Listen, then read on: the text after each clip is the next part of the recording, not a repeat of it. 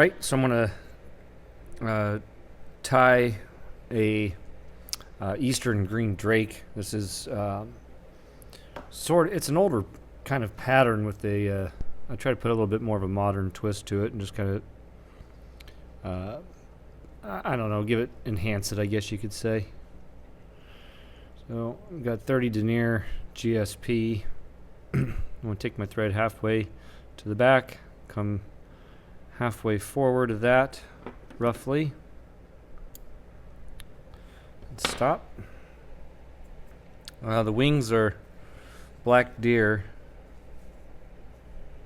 and unfortunately my black deer is got a mess load of broken tips in it. So I'm going to take it, I collect it, twist it. I want it about the width of that hook gap.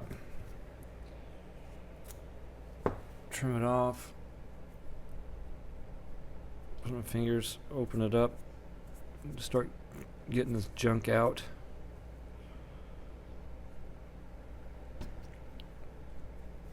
Run a comb through it. And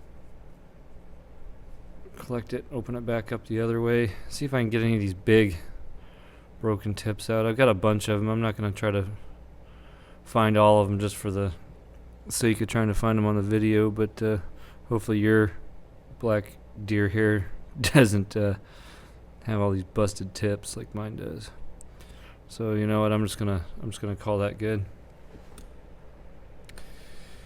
for this purpose anyway. So if you see a bunch of broken ones at the end of the video, forgive me. So I'm put that in my hair stacker.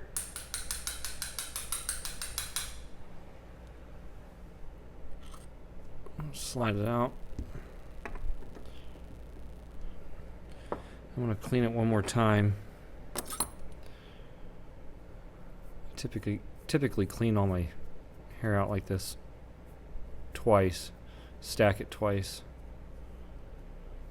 just to try to get all that loose stuff out of there. It's actually pretty good. There's a broken one there. Okay, sorry it wasn't on camera. Stack it one more time.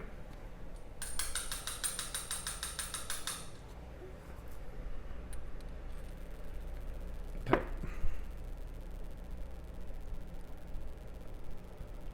And I'm going to get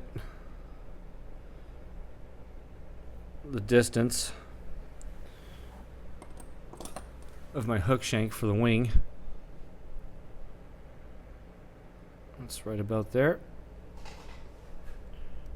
Come directly on top, place 2 loose wraps. If you struggle with this, one thing that can really help is to put like a 4-turn whip finish in right here. I'm also I've got these pre-sized. I'm gonna bring them out just to make sure that I'm right there, and I'm just right about on the money, maybe just a fuzz long, but I'm gonna go with it. Make another turn around. I'm gonna pull up to get them to flare. Bring a couple more turns over the top. I'm going to lift all that material up. There's 5 or 6 wraps underneath. In the front, or I'm sorry, on the front. I got to kind of separate it here again. Bring another couple turns to the back.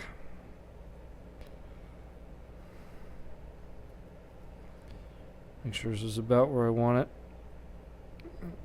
Slide that forward just a bit. Okay, next I'm going to collect all this, or a bunch of it. Trim that off at an angle. All this stuff underneath.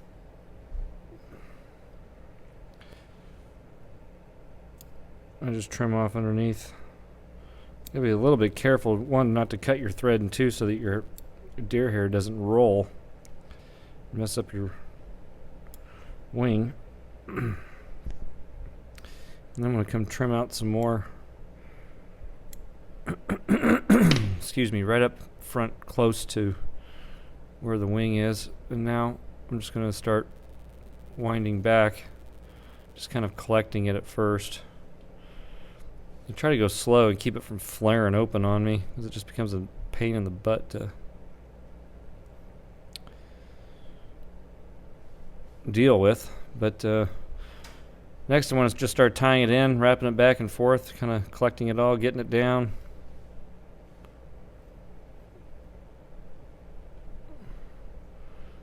And this is going to have numerous passes along it. So I'm not too worried about getting it all in one shot, so we can leave it a little rough. That's good. Okay, so next I want to split my wings. You can kind of see all those broken tips there. Next I'm going to split my wings, and to do that I just kind of spread it out almost like it's a comparadun. And I want to try to get an even amount off both sides.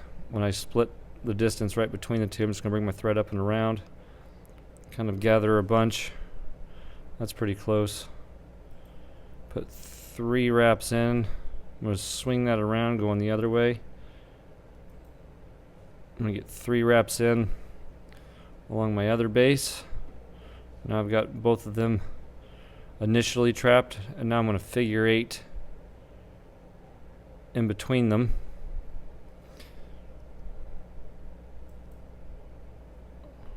If you're not used to working with deer hair and splitting it for upright wings like this, then it can really help to make sure that you're kind of grabbing them and positioning them as you go.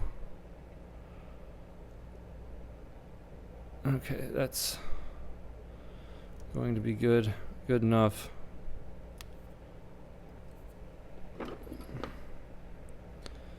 Good enough for now. Come in and just kind of clean any of this up.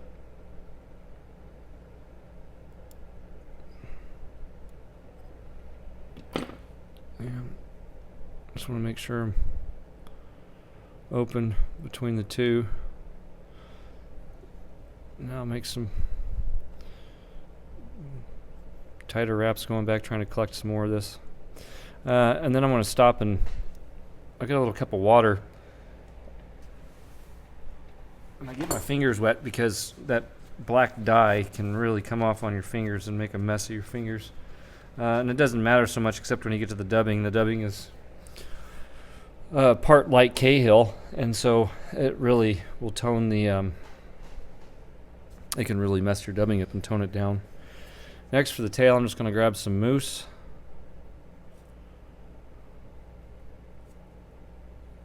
You want a decent amount, but you don't want to overdo it and have it flare all over the place either.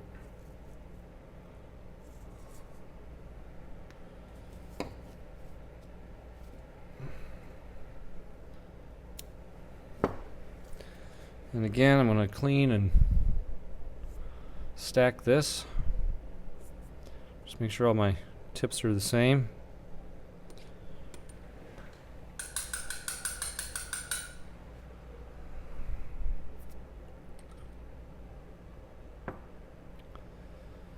And we'll be done with the stacker. So what I'm looking for as far as tail length is about 1.5 to 2 times the hook shank. I don't like going 2. I think it just looks a little awkward, but it definitely helps the fly land better. So I'm not going to say don't do it. So with my thread in the far back position, sitting right above my barb, I'm just going to make 2 loose turns over and then wrap forward a few times before I tighten. And that should help keep my hair somewhat straight, because moose hair likes to, well, dang it, it likes to flare like that. That's alright if it flares, as long as it's flaring up, then it's not a big deal. But moose hair really, that lands nice and really helps keep that fly seated up on top of the water. And I'm just going to kind of keep collecting and pulling these guys forward until I get up behind the wing. And you can take your time and pop these off one at a time, just for expedience sake. This is already a little bit longer than your regular dry fly to tie. I'll just keep moving. Some of these are just going to annoy the crap out of me. Is what it is. And I'm just going to tie this stuff down as best we can. It's going to get covered with dubbing.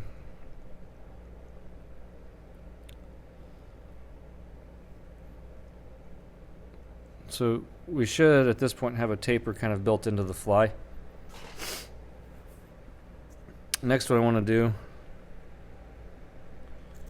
is I want to get some 70 denier yellow UTC. I'm going to pull off, I don't know, 10 inches or so.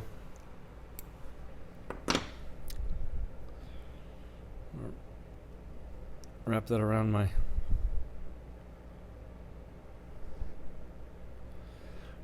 thread evenly. Make a few turns over, get it collected on the back side. Next, I'm going to glue those two pieces shut and tie it along the bottom. Come on, don't do that. There we go. Now with the glue on there, I can lick my fingers and twist that thread into a rope. And I'll just take my fingers and wipe the glue along there. This is going to be the rib. Thread works really well for ribs on some of these dry flies. Alright, now that I'm along the back, I'm going to sneak a wrap underneath and try to get these to sit up. That one's not going to do it.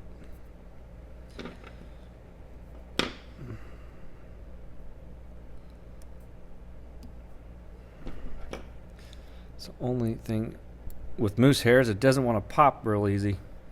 But if you want to clean your tail up, now's the time.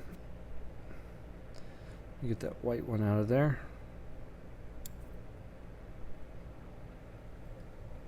That's not bad. I'll take it. Get this rib out of the way. Next, I'm going to use tight wraps coming back forward, trying to compress all this down, or at least parts of it. I'm going to come back up to the front. I've got some more mousse here. I'm just going to kind of collect it. I'm going to cut it off on the tip side so that it's lined up right behind where the wing is. I guess you can kind of see, I'm trying to point to it, but you can kind of see it. And I'm just going to start tying this in right along the top. Just want to make sure it's somewhat even, especially when you get to the back. And you want to try, if you can, to make it as flat as possible so it doesn't create all these like bump ups and bump outs and all that stuff. When you get close to that tail, you got to be careful, because if you get right up on top of your tail that you just fixed and you crank, it's going to flare again. So just keep that in mind. All right. So next I'm going to get my dubbing. And what I have here is dry fly dubbing. It's 1 part light Cahill and 2 parts Pale Evening Dun, which is kind of like a light green, kind of almost kiwi in color.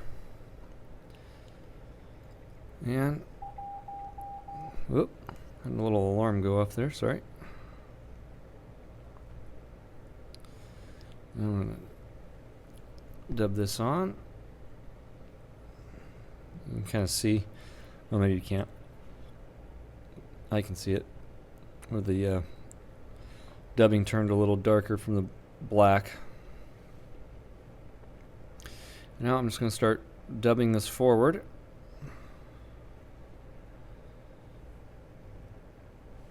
And if your dubbing's changed a little bit because of the dye off of your deer here, don't worry about it too much. I'm keeping this relatively flat. It didn't dub real well for me.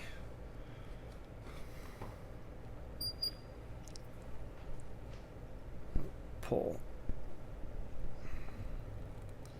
That twisted right there. Okay.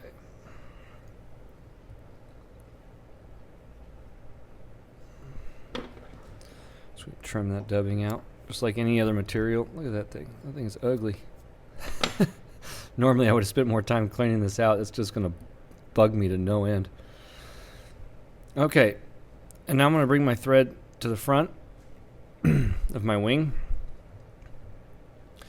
I'm going to collect my longer moose that's not the tail. I'm going to start working it so that it's relatively flat and next to one another. And I'm going to split my wings. This just helps keep these wings open when we go to finish the fly. And it allows for some nice rib action coming up here in a minute. So I'm just going to collect those and get a couple of wraps in. 3's good.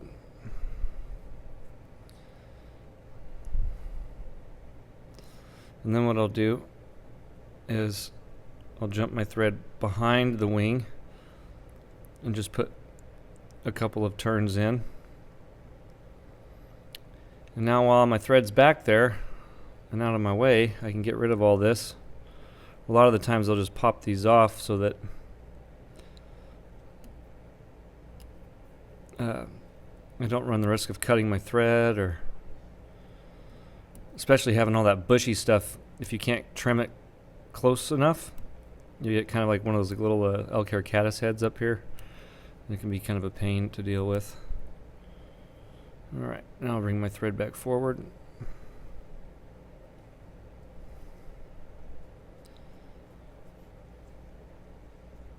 Okay. There we go. Something like that. Okay. Next I'm going to bring my rib and I go one directly over the back where the tail is, and then I jump one right in front of it. And now you can really, as long as you're careful, really crank down on it.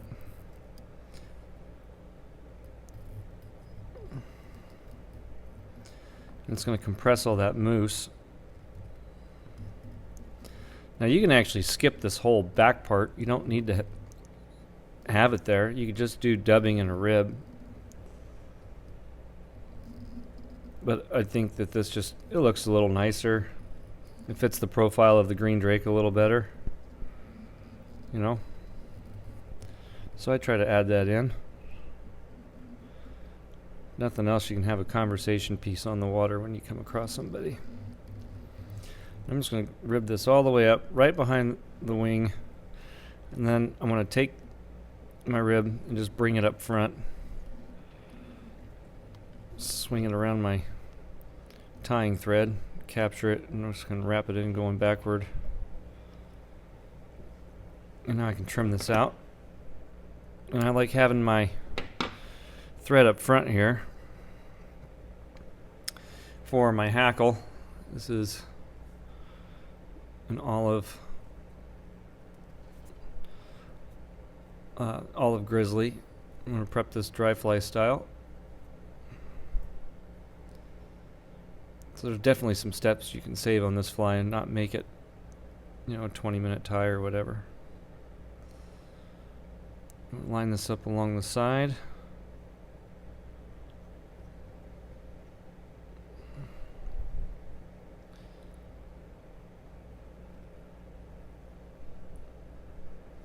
Jump it to the back.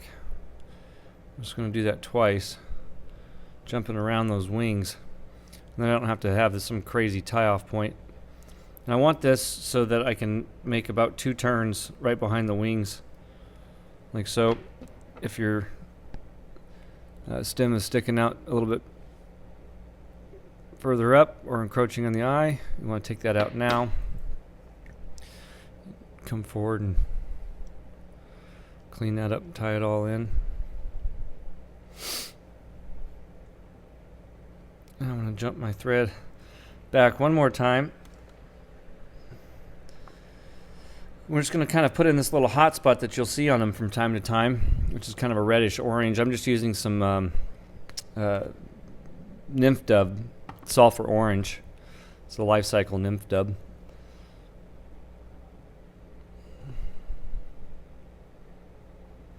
And we're going to kind of create this little hot spot, and we'll figure eight the wing placement. So first thing I want to do is get this out of my way. I want to place my first few dubbing wraps behind my hackle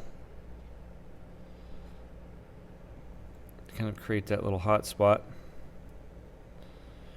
Now I can bring it forward. A lot of the times what I'll do here is just immediately jump that in between my wings and figure eight between my wings right here.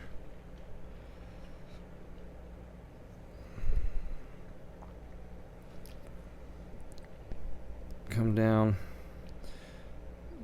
and cross over a few times just to help kind of keep everything proportionate. It's working its way up, it's building up, and now I want it to kind of taper off towards the eye, so we don't have too huge of a drop up front. I think that's probably good.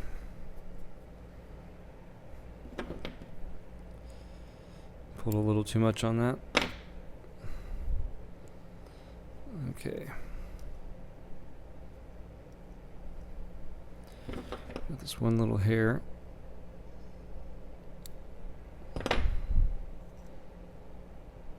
So you just want to make sure your tie-in point for your hackle right here is clean. Okay. Next we're just going to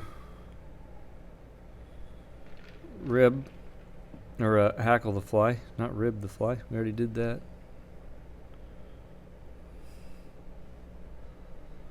I like to try to get at least two, but if not, 3 turns right behind those wings. And then I cut the angle coming forward, so that way when my stem pops up on the front side, it's on the front side of those wings, and I can usually just take it straight forward and have all that hackle line out. And if you have a little extra orange or something showing through, no big deal. Get to the front here.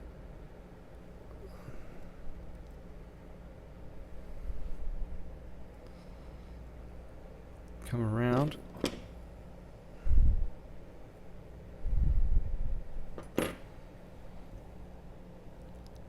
Oh. Swing those back. I don't think they're going to swing. I think they're going to get cut.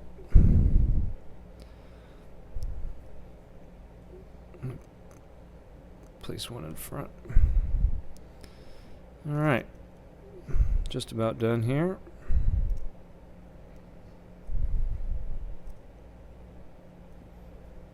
Okay. And trim out my hackle. And I like to switch my head colors out a lot, so I'll put a turn in there. I've just got some 70 denier olive. You can go yellow here too. You could probably do some tan, whatever you wanted, really black. Come around the thread, pull everything back.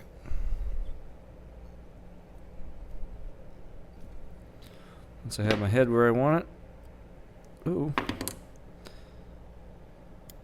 There we go.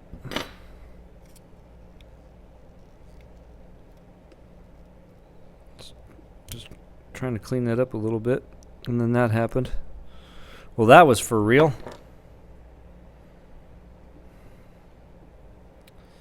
Let's see if I can MacGyver this instead of shoot the whole video again. Normally you whip finish right there, if you were wondering. Maybe I should do a bloopers reel. This would be a great cut for a bloopers reel. Bloopers happen. It's like, where's my third hand when I need it? Alright, well, in my case, I'm just going to glue the head shut. But normally whip finish and then glue the head shut. I think you kind of got the idea there with that. But super glue works well too. It'll hold. Probably put another coat or two on. There you go. It's a little bit more in depth of a dry fly, but it, you know, it looks the part. If your tail's not staying up, you can glue, add a drop of glue right on top if you need to. So I know it's a bit of a fly, but it looks good and it rides well. So anyway, happy tying, everybody. Take care.